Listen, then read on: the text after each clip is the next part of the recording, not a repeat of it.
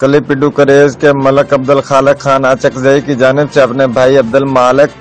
افغان کی شادی کی خوشی میں دعوت ولیمہ کا انعقاد کیا، جس میں رسالدار میجر نصیب اللہ اچکزئی، ڈی ایس پی ظاہر شاہ اچکزئی، ایس ایچ او مقصود احمد، ٹریفک سارجنٹ محسن بلوچ، جہانگیر عبداللہ صاحب،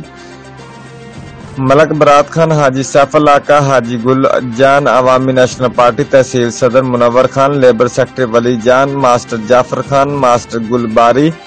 مسلم دوست شاہ جہان ناظم،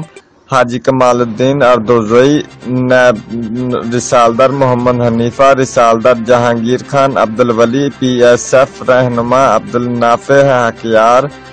امین اللہ حمید اللہ کوچئی،